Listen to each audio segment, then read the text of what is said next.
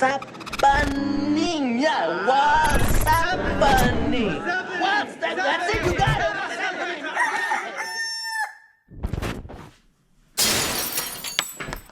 What is up, everybody? My name is Dane Thompson. Welcome back to another episode of What's Happening. This is the weekly web series here on the BurnDown YouTube channel, where I fill you guys in on the blanks from video to video and week to week, because I get a lot more done than I have time to film, unfortunately. So, with that being said, I haven't gone anywhere. I'm still here. I'm still filming. Trying to do this thing for you guys, with you guys. But last weekend, not this past one, but the previous one, the weather was bad. It rained, and then my buddy KP called, and he had a truck that was waiting on some parts.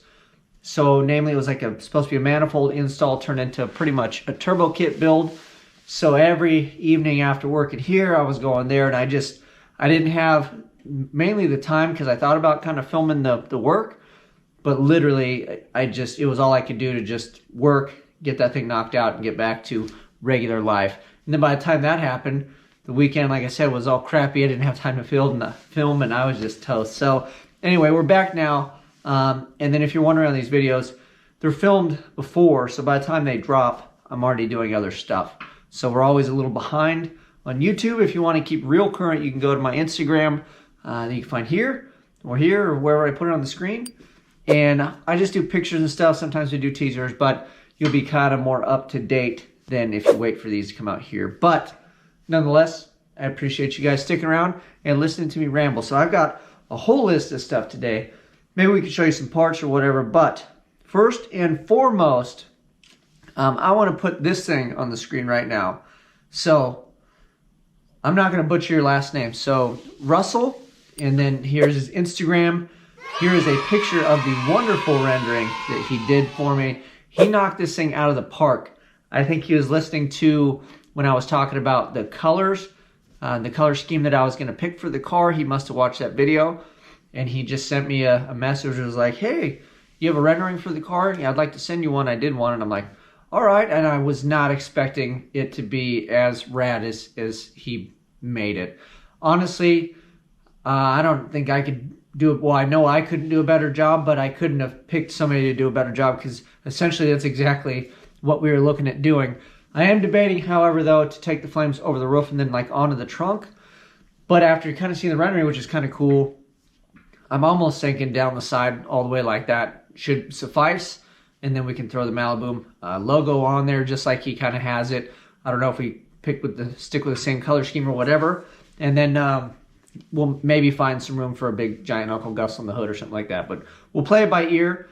We can Photoshop all that stuff after we get the paint down on it. But that is the paint scheme. That is the car in a nutshell, what it should kind of resemble. Obviously, that's a cartoon version. We're trying to make the real life version. But now you guys kind of know what's been rolling around in my brain. And it was pretty much like I didn't even talk to him. I just mentioned it. So it's pretty neat that I could just say, oh yeah, this, and this. And then he comes up with exactly what I had in my head. And it just confirms that I think the colors look really good together. I thought it would look good. I got a little bit of heat from some of you guys, but after seeing it on paper, let me know what you guys think. And give him a shout out, reach out to him. I don't know if he does renderings or any of that stuff for a living. Maybe he just does it for fun. Let me know in the comments, dude, if you watch these. But fantastic job. Thank you very much. That pretty much made my week. I mean, I've actually had a pretty good week in general, because we got a lot of other stuff to cover. But thank you very much for that. So that was awesome. All right, let's jump on to the next deal. Yeah, another cool thing. So there's a guy on here by the name of Joey Govia. Sorry if I butchered your last name. But Joey has been active on the channel for quite a while. I believe he's the guy that made little badges for me. I have the Maliboom badges. There's one on the grill right now. And then I actually stuck one on the trunk lid. I think it's over here, because obviously I pull everything out to paint. But he made those like quite a while ago. It's pretty cool. And I know he's been real active on here and stuff. And I think I mentioned that I was looking at doing the Holley drop-in dual 450 pumps, right? In the fuel cell, they basically make a bolt-in deal, kind of, like I said, set it, forget it, make life easy. Well, he works at a machine shop, does a lot of machining, and he sent me some pictures of basically a similar deal that he made for himself or for a vehicle, and it was a a triple 450 setup, and he had all the stuff, and he was like, hey, if you're interested, I could probably help you out. So he's going to go ahead and help me with that. I'm supposed to kind of drop tentatively what I want. But I figure if I go that route, if it's simple enough and the parts are easy enough for him to make, depending on what I get and how I install it, it may be something that, he can either offer to you guys, or I can buy them in batches and throw them on the site. But they're really proud of those hats, because like any one of us here could go buy some pumps and put them all in, if you give me the hanger and the hat. Well, they want to charge you a bunch, and then even the cheaper companies, they want to charge you a bunch and then put like 2 knockoff pumps on there, and it's like, well, I'm just gonna throw those things in the garbage, and then you're back to what like a Holly one costs. So that's pretty cool. That's a really cool little side project. I'll keep you guys posted on how that goes. He's feeling a bit under the weather, so I hope you get better, man. I hope by the time you watch this, you're feeling a bit better. I'm up around and mobile and all that fun stuff. But I'm looking forward to that, because I have an idea, and it should just be super simple. So, I mean, if I pull it off and it works fairly well, and I can drive the car around and go race at the track, there's no reason, everybody else can as well. And depending on what pump you want and all that other stuff, it could save you some bucks depending on what, the all-in cost ends up being. But I'll keep you guys posted. I'm looking forward to that. I think it's a better option than just buying the drop-in Holly thing. It's like $450 or $550 or something crazy. So we'll see. I'll keep you guys posted on that. And then if we do the 2 pumps and he helps me and it saves me some dough, I think I'm just going to go dual 550s, and then we'll have big boy pumps in there, and we should be good for fuel for quite a while. So yeah, so I think we're going to do that. So thank you again, Joey, for reaching out and helping me. So a lot of shout outs and thank yous to the community, because you guys are awesome, especially helped me get this thing hopefully back on track, man. But we're trying. We have been trying. So speaking of trying and doing things, the next order of business is the cups for kids. I know that you guys have probably heard me talk about this. If you follow me on Instagram, that's pretty much where it goes down. I didn't have the numbers and the following here on YouTube. And YouTube, I call it a slow train, because by the time you post stuff and people get around to watching it, Instagram's a lot quicker, like Facebook. So I typically kind of keep it there. But I want to announce it here so you guys at least know what the deal is. So Cups for Kids is a program that I started. It's not even a program, let's be honest. I'll just give you kind of the longer version of it. The retail is every, holiday season retail is where it's at for money. I build custom and classic cars, and, I'm self-employed, and I've been struggling for a number of years trying to get, make a name and work on these things. And a lot of the time people, they don't want classic cars and hot rod parts or whatever it is that I'm working on during the holidays, right? Everybody wants retail so they can give gifts, and nobody has money for their side projects and the million projects they have and all the fun stuff. So it was about 3 or 4 years ago, I was, needing holiday money like everybody else. So I decided to paint some of the stainless steel cups. I do custom paint work. So I was like, you know what, I can just paint a batch of those, sell them, and then that'll give me gift money so I can, participate and buy my family gifts and not struggle so hard. Because every year, just like everybody else, it seemed like the holidays would beat me up, and then the first year would roll around. Anyways, I'll save you guys the boohoo story. So I got a giant shipment in. Everybody was awesome. They knew the paint work and the things that I could do. So I ordered from like Walmart. I think I ordered like 80 cups, something crazy, right? I just went all in on the first year. And I didn't account for damage and shipping, right? So you get all these cups, and you figure, oh, it's good. Well, there were 3 or 4 that were like dinged and damaged. And I ended up selling out. Everybody was awesome. But I had these damaged cups, and I didn't want to sell those to people, because I'm like, you know what, if you're paying for this thing and I'm doing it, I just, I didn't know what to do with them. And then everybody still wanted to buy them, because when I sold out, I was sold out. So somebody gave me the idea. It wasn't even my idea. They said, dude, just put your logo on it, and then sell that, or, auction it off or whatever. And then lo and behold, I was like, that's a great idea. And then I've always wanted to do like the toy drive thing, and I never did it. I never got the $20 toy and dropped it off. Life is always too busy. So I was like, this is a way for me to give back, for once at least in my life. And so I painted up a few cups, and I was like, I'll just auction them off. And then I was like, I'll throw in some money on top of it, and we'll just go gung-ho on this thing. Well, I ended up raising like $600 or something, or $500.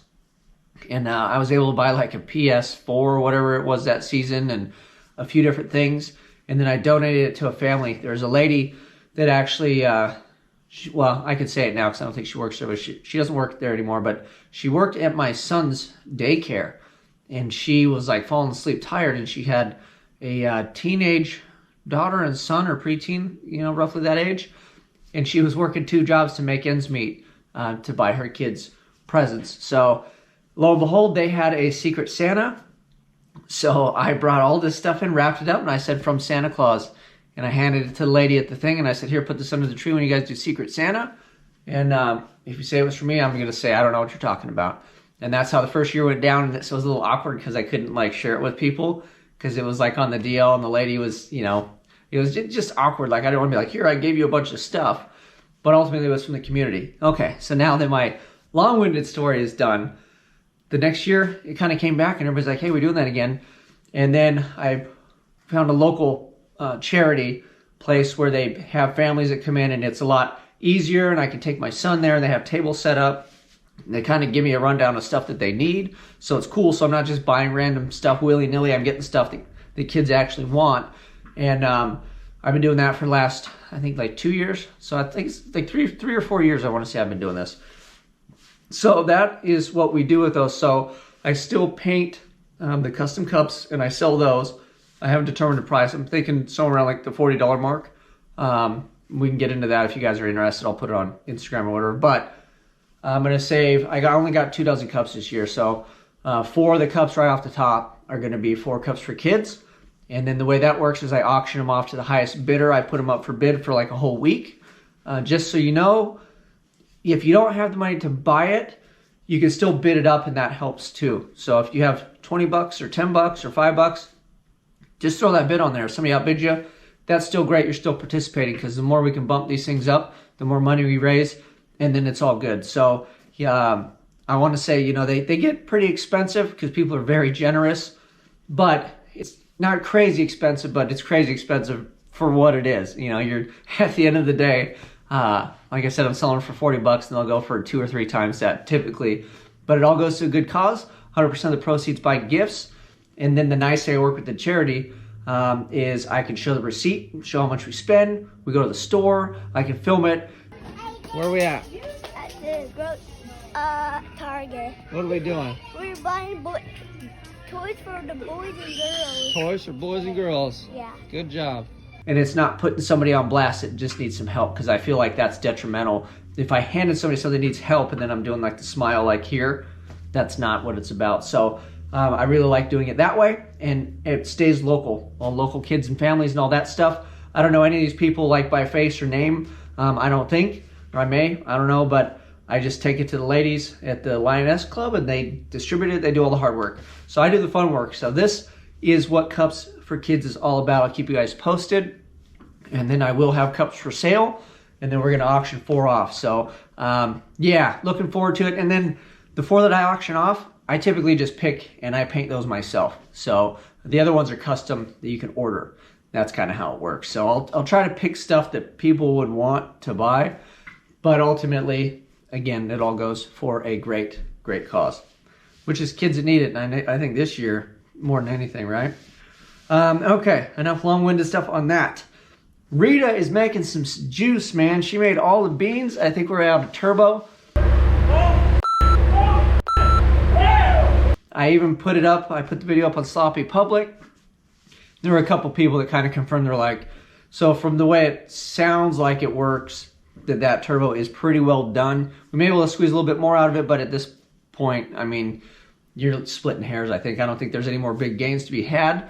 But that thing's making juice. It makes almost 100 more at the wheels than it made last time we took it out. So it should be rolling if we can put it down and keep that car going straight. But that thing is getting pretty darn quick. Unfortunately, we're out of track days.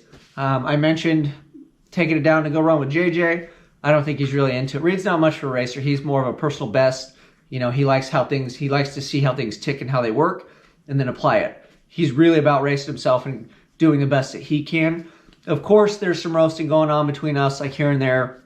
We all want to kind of beat each other and have fun, but ultimately, he's really not the racer. I think Jeff and myself are more of like the racer. If you want to grudge race, we're probably going to be the guys that are more than willing to line up with you.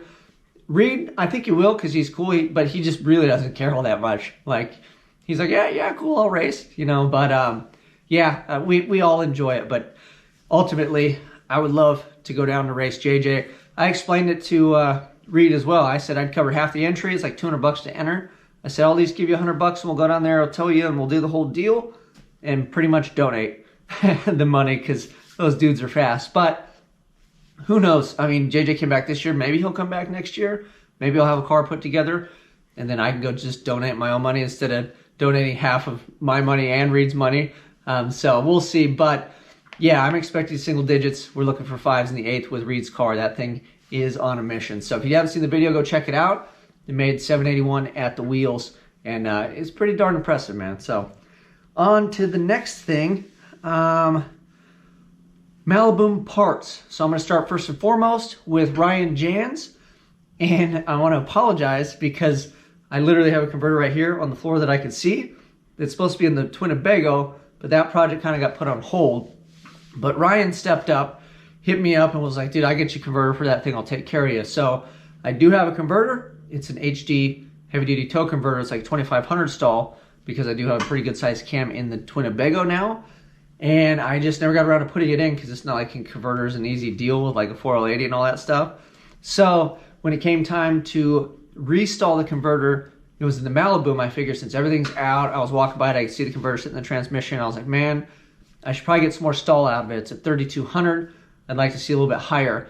At this point too, I didn't have the 6.2. We were still playing with smaller motors, and I was like, yeah, maybe 6 liter, we'll get some more stall.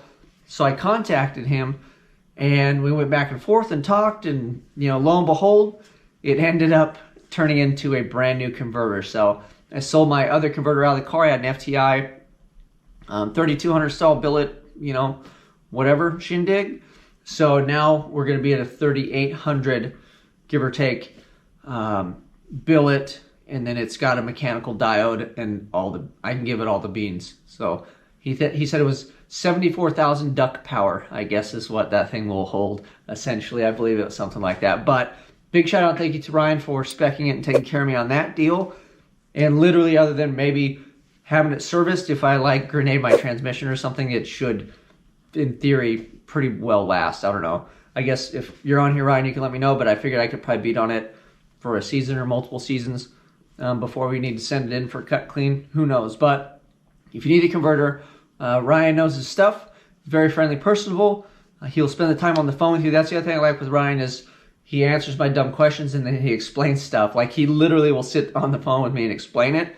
And it just makes me feel better about obviously purchasing something like that. Because again, converters are voodoo. It's like a transmission. Like if I could kind of sit down and explain a power glide a little bit to somebody, but I've tried it, and then even my buddies, they start looking at you like, I don't care, you're an idiot, I just want my transmission to work. So converters, I'm a little more interested, I think, than the average person. He was kind enough to explain things and explain why I needed certain parts and what we were trying to do, what I could do within the limitations of what I got. So thank you for that.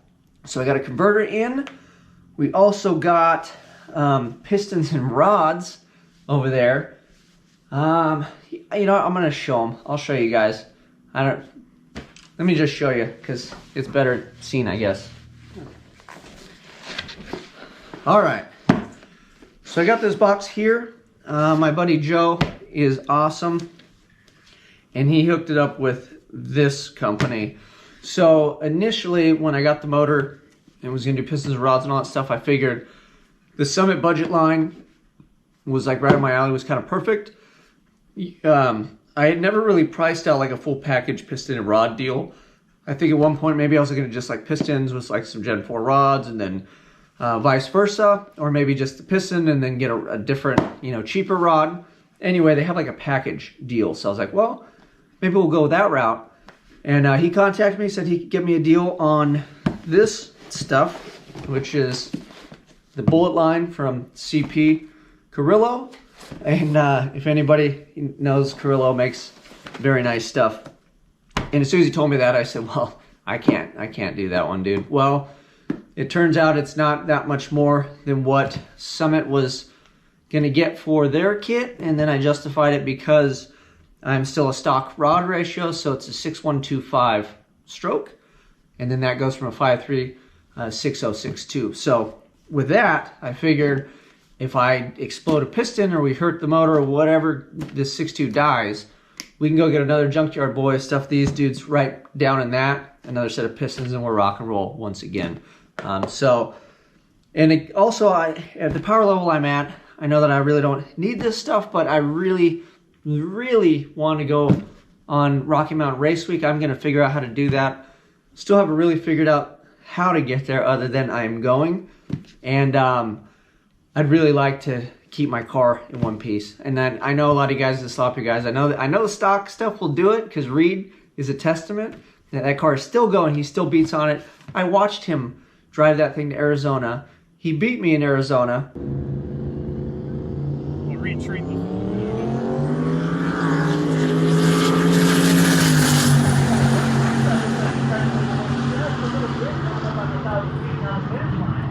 In a drag race. We raced twice. He got me the first time, I got him the second time. And then I loaded my car up and then he drove that car back home. It's the same motor, same car. The beginning of the year he drove to Arizona and beat me in. That's ripping off, almost 800 horsepower. That's damn near doing 5. So I know the longevity is there. I know it's a big tuning thing. I just am praying that, to the car gods, that I'll just spend a little bit more. We can turn it up to where it's good and then back it back down to hopefully where it's leisurely making, 700-800, and just hopefully live there and go play and work suspension and get the car to do what it should do. So big shout out to my buddy Joe for hooking this up. So I've got pistons and rods from the Bullet line of CP, which is phenomenal. These things are going straight to the machine shop tomorrow, and the block is done, so we are getting close. I'm very excited about that. So a lot of big boy parts coming in. The other thing that I got too is some 220 injectors, courtesy of Joey Govia. And he gave me a smoking deal on those, and then I'll take those to my buddy over at Cox Racing down here that will flow match those, make sure they check out and they're good to rock and roll before we dump them in. So I also got an intake from Joey, so I think we're going to change it up and kind of not run this big dog. We are going to keep the War Performance throttle body, of course. But the rest of this monstrosity, I think we'll just kind of shelf it for now and go something a little different, just a sheet metal. Light, super basic stuff. And we'll see how we go. Kind of want to change the setup, change the look of it, just make it a new car. And speaking of making it a new car, I'll put a picture on the screen. We got some blue paint down. In the pictures, it's a little darker, and then in the sun it looks a little bit lighter, but it's basically a little bit above like a navy blue, royal blue. It's a satin. We got the mix from my buddy NCS Coatings, Willie over at NCS Coatings, so big shout out to them. He mixed it down for me. It's a custom, just a satin like hot rod color, nothing too crazy. But if you saw the rendering, you know where we're going to go with it. And I think the flames, at this point, I already have material on the shelf. So we're going to do a big flake with House of Color candy. So it'll be a House of Color base candy. And then we'll go over the top of that with some House of Color to seal it up. And then I'm going to have to beg, borrow, and steal and ask my buddy Tommy to come over and lay some pinstriping on it. I said I was going to flame the car, and he gave me a price, and I know he gave me the good guy price, but I'm going to have to take care of him because it's not just a hood and fender. We're going to go down the whole side of the car. So that is pretty much it. We got lots of stuff, lots of parts. I've been working my tail off. The car's getting close. Every day I've been trying to sand a piece or a part of it. We're just doing a DA finish. It's not a hand finish. It's not a showstopper. The car's going to look great on camera. If you see it in person and you want to pick body work apart on a race car, hey, that's your prerogative. But ultimately, when you guys see this thing on camera, I'm going to be excited, and I think you guys are really going to enjoy it. Oh, new back rims too. Yeah. I'm done shopping, trust me. We got the holidays coming, and the parts are stacking up, and now I'm starting to kind of like, oh, maybe I should just stop. But I got new black rear rims, and then if I can get some takeoffs, we're going to try to stuff a 275 in the back of the car. So that is that. Lots of parts, lots of pieces. I got to get out of here. I got to get to bed. I got a long day tomorrow. We're dropping these things off. We'll check on the block. We'll go from there. But the motor's getting close. Paint job's getting close. And I am getting excited. You guys know what to do. I'm out.